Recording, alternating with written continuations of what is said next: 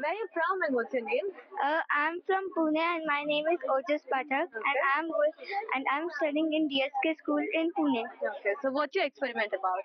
Today my experiment is about sound. Can you show it? Yes. So here the frequency is more.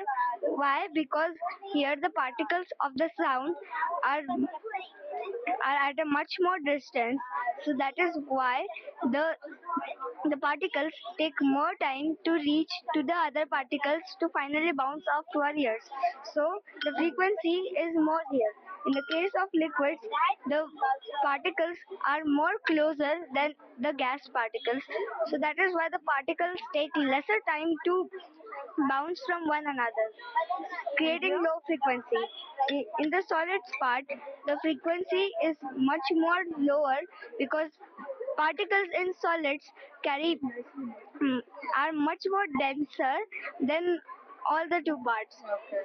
So that is why the Also, solid. there's a lot of air inside here, right? Yes, but in the case of makhana over here, the particles, the makhana particles are hollow inside and they have more space as compared to the rice. Right. You can compare rice with makhana. Can you tap it and show?